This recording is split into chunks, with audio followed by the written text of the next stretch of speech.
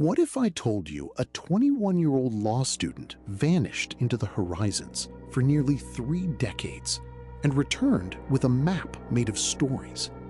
Before compasses ruled empires, Ibn Battuta walked a wounded earth of sultans, saints, storms, and plague. He carried only faith, wit, and impossible hunger. Monsoon night on the Arabian Sea, a mast screams, the hull shudders, and cargo barrels explode like drums. He prays as lightning sketches the horizon, then grips the rail. Somewhere ahead lie courts that can crown or kill a stranger. The sea judges first. Damascus, 1348. The prayer line spills into streets, an ocean of petitions against a nameless, wind-borne scythe. He counts the dead by daylight, recites mercy by night. The world is tightening like a fist, and still his feet itch for the farther road. He was born in Tangier in 1304, a Maliki judge's son. Law gave him rules. The horizon offered exceptions. At 21, he set out for the Hajj, intending a year's absence. The road, amused by plans, opened its jaws and did not let him go. Across the Maghreb, he tasted the long arithmetic of distance. Tlemcen's gates, Tunisian mosques, sand's teeth at the edge of Tripoli.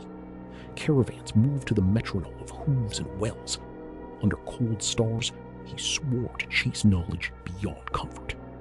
Cairo flooded the senses, the Nile a mirror, minarets like fluted spears, markets that smelled of saffron and copper.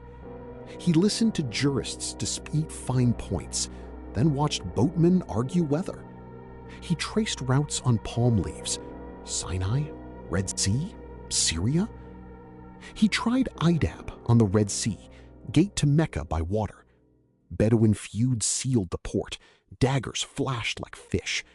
He turned back, humbler, redirecting along the spine of the Levant. The first of many detours turned discoveries. Damascus opened like a garden. He joined the great Syrian Hajj caravan, the desert transformed by companionship and rhythm.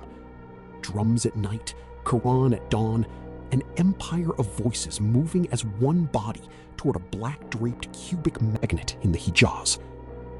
Heat like a held breath, marble cool underfoot, the Kaaba swathed in black. He circled, wept, and found that completion kindled appetite. The pilgrimage was done. The journey had only just remembered his name. He drifted along the Tigris to Baghdad, a city with scars still singing. Mongol thunder had passed. Scholarship stubbornly bloomed among ruins. In Tabriz, he bartered silk for news. Frontiers were jagged, yet roads of prayer and trade stitched them. Anatolia welcomed wanderers like kin. Sufi lodges fed him lentils and riddles. Stone caravanserai swallowed caravans whole. Across a high, bright plateau, he learned the generosity of cold hands and warm stoves, a republic of roads.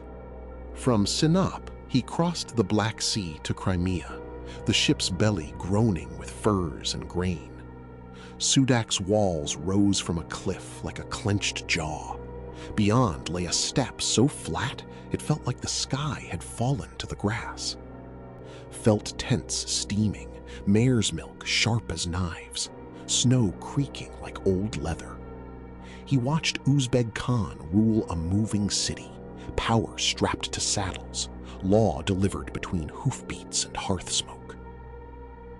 With a royal convoy, he reached Constantinople, the city of gates. Hagia Sophia's mosaics breathed light. He glimpsed an emperor at prayer and wondered how many languages a single city could speak without ever sleeping. He doubled back east through Khwarazm and into Transoxiana, tasting the names, Bukhara like amber, Samarkand like water. Under turquoise domes, he debated scholars, pockets linted with dust and syllables. He climbed into the Hindu Kush, a staircase carved by ice and ambition. Mules slipped, bandits watched, and the wind argued with bones. Then the earth let go. Afghan ravines opened to the Punjab, and the road unspooled toward an emperor's city. Delhi spread like a chessboard. Muhammad bin Tughlaq, philosopher king and tempest, appointed him judge with gifts too heavy to carry. Favor can cut two ways. A smile may unsheath. Courts overflowed with petitions and rumor. The Sultan moved capitals, minted brass coins, dreamed vast dreams that cracked as they cooled. Streets whispered of executions and exile. Our traveler learned to read weather in faces, lightning in decrees, and to prepare a way out. An embassy to China offered escape cloaked as honor. Loaded with gifts, pearls, brocades, Arabian horses, he sailed from the Malabar coast, monsoon at his back, reputation lashed to every chest on deck. Then fate overturned the ledger. A storm split the fleet. The ship with the Sultan's treasures foundered. Survivor on a barren strand, he watched obligations sink into green water and heard in the hiss of foam the sound of forgiveness refusing to answer. He fled to the Maldives, where reefs wrote circles on the sea. They made him a judge, then resented his judgments. He married, learned tides by heart, and slipped away when politics sharpened into spears carried on small boats. He climbed Sri Lanka's holy mountain by torch, wind peeling his breath. At dawn, clouds tore open, an enormous footprint in stone, claimed by faiths in chorus. The view was a compass rose. He felt smaller and braver in his doubts. Southeast Asia smelled of clove and wet timber. In Samudrapasa, he met traders who swore China's harbors bristled with masts like forests. Junks loomed like moving fortresses. He stood at the edge of another world and felt the current tug hard. Did he touch China's shore? He wrote of Zaitoun's forests of masts and silk that shone like water. Whether pier or horizon, he knew the sensation, a boundary dissolving, the map growing another heartbeat under his ribs. He looped back through Hormuz, a crown of stone set in jade water, then north to Damascus again, where the plague wrote in ash. Processions choked the alleys, and empty chairs multiplied at supper. He walked through a world pausing mid-sentence. At last, Morocco. He found his parents' rooms dusted with absence. Grief narrowed the world, then reshaped it. He crossed to Al-Andalus, tasted Granada's orchards, and stared from ramparts at Castilian banners needling the horizon. He turned south for gold's rumor and sang the Sahara's hardest verse.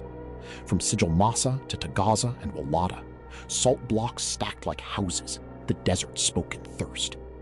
He reached Mansa Suleiman's court on the Niger, discipline, wealth, and music in braided sunlight.